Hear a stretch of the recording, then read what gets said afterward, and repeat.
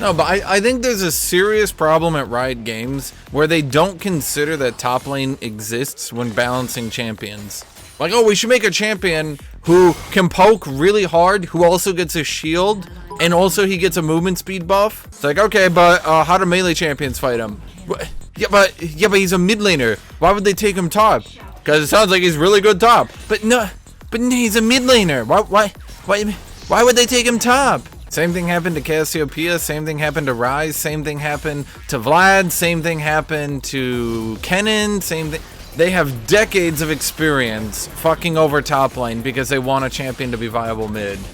I mean, the real problem when you look at it is just that Riot has never had a top laner on their live design team. They never have. That's the truth. Never have they had a top laner on their live design team. Never. Like, you ever ask yourself, how come they forgot to give Bruisers a keystone? Because they don't have a top laner. There's literally no one on their team who went, hey, where's my keystone? I mean, the live design team does such amazing things. Okay, can we actually stop for a second and think about this? What is Aatrox except a champion who can move during his Q with extra steps? You can't move during your Q. Okay, so you're about to zone, but you can move with your E. Okay, so why don't you just move normally? Because you use your E, and then you move during your Q.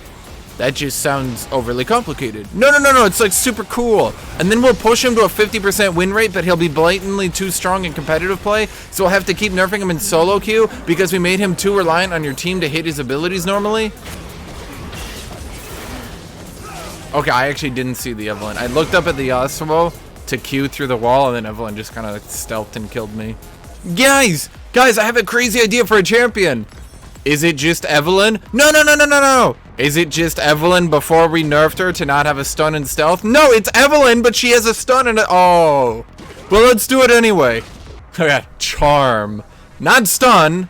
Not the thing we nerfed her back in Season 1 to not have because it was so annoying and stupid. No, now it's a charm, which makes it totally better or something.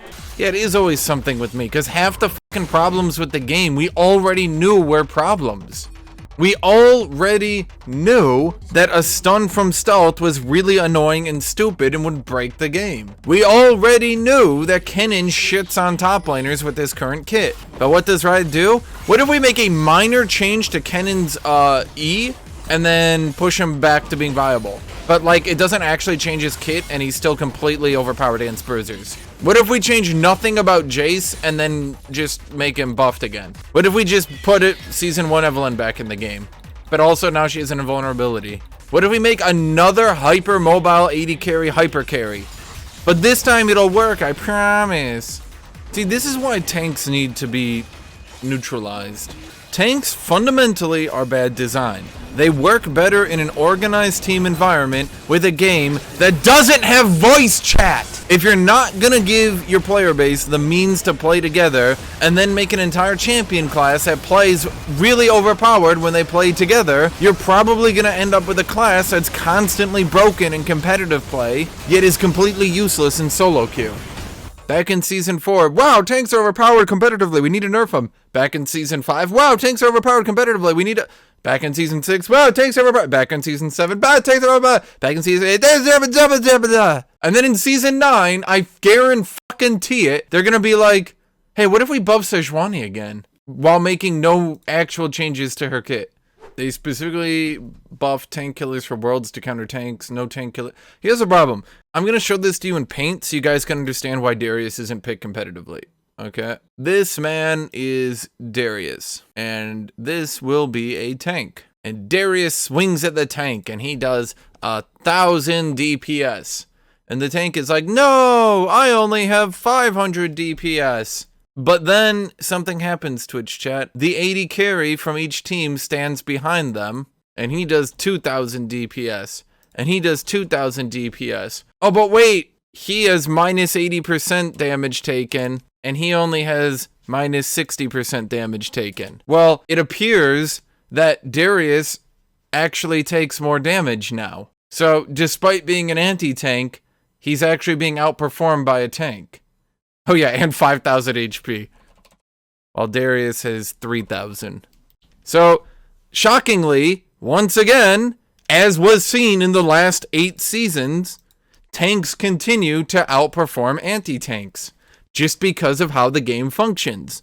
Because AD carries have done more and more and more and more and more damage every season while being squishier and squishier. Unless you can one-shot the AD carry, it doesn't really fucking matter.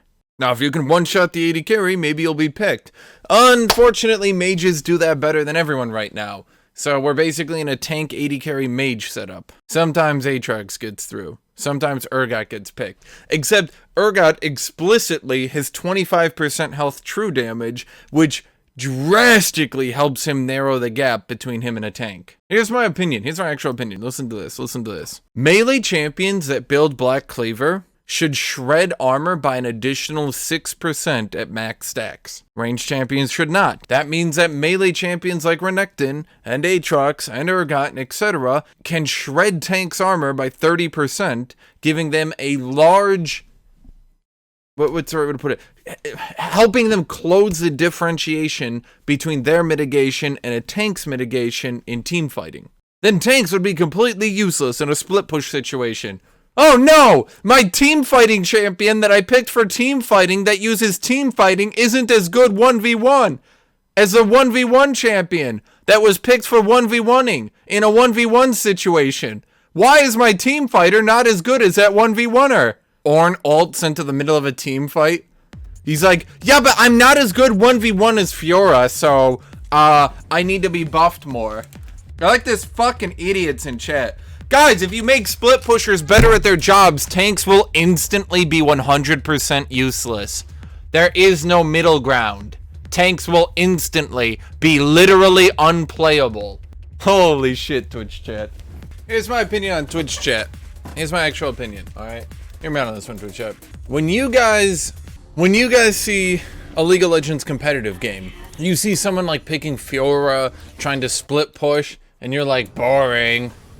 But then you see it, Twitch chat. The 5v5 double tank deathball comp running down mid lane. And you guys go, wow, what exciting gameplay. Yeah! Two tank comps just fight each other, and the front lines tank a lot, and the back line shoots the front line, and you guys go, wow, a front to back team fight, how interesting, and then 15 seconds later the tanks are at half health, and you're like, oh, any second now, there's gonna be a play made, and then 15 seconds pass and they disengage, and you're like, wow, that could have been a kill, maybe. Then you see like Fiora split pushing, winning the 1v2, and you're like, oh my god, why isn't there a tank in this fight? The problem with Hecarim is I feel like I'm tiptoeing around in a minefield. I'm basically playing Minesweeper without actually trying to check anything. Because at any time, they could just pick Fiora, and I would just, well, that's that then. Can't win. Hashinshin is a sellout? Yes. I'm not streaming for the fun of talking to Twitch chat. That's for sure. Ah, fuck! This is what I'm talking about. Now I'm against Darius. Well, that's that then.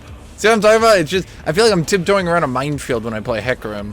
Ugh, well, I'm fucked. No, I'm actually fucked. No, I lose 100%. In fact, I will actually be so useless this game that this isn't really a video game anymore. This is a slaughter. A Hashinshin slaughter. Just ban Darius. How about I ban your mom? Actually, this is true, Twitch chat. I will not be removing that banner unless I get more subscriptions to Hashinshin. By the way, because I know there are rioters sitting here watching this stream, give Hecarim's Q 5, 10, 15, 20, 25% bonus armor penetration. That way Hecarim can actually continue to do damage throughout the entire game. How the fuck are these people getting in here? I'm on 1-day follower mode. Get the...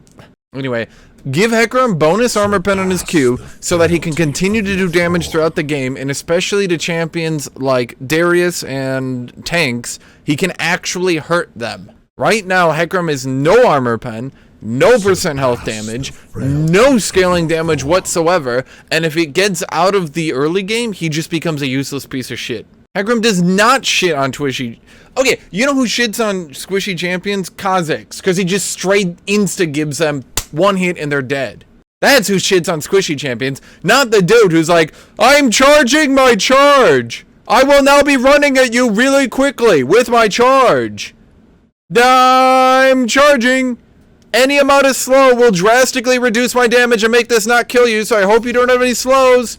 Yeah, remember that video where it was Tyler 1 on Draven over here, and Diana flashed the wall and just did Q ult and he died from full HP.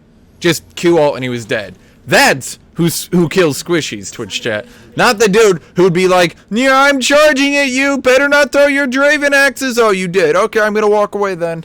Oh, Hecarim is a squishy champion. I do have a solution for that. Give him back his health per level, Riot. Give it back.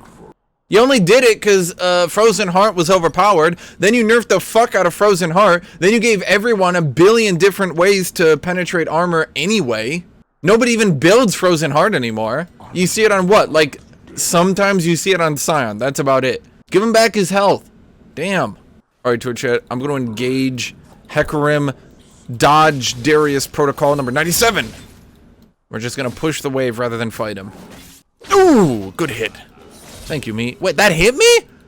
See, that's the other thing. Give Hecarim some fucking range on his Q. You nerfed the range on his Q, but now every other fucking champion in the game gets bonus range on their auto attack, so now I can't even, like, Q poke people. I go in for a Q and then he hits me with his W. Oh, great, so I die. How do I over-exaggerate? It's the same range. I'm not actually exaggerating. Hecarim's Q currently has the same range as Darius's W. So how the fuck am I supposed to play the game? I'm supposed to be like a mid-range pokey kitey champion. His Q outranges my Q. Not only that, you've given every fucking champion in the game a 90% slow. The only reason to give a champion a 90% slow rather than an 80% slow is to fuck over champions who've got movement speed boosts.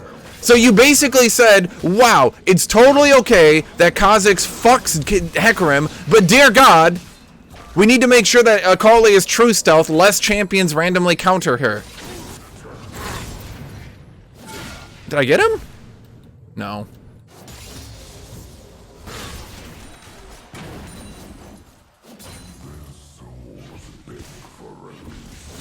Just wait, just wait, just wait, just wait, just wait, just wait, just wait, just wait. Why didn't you just wait? Literally just wait! Don't fucking heal him!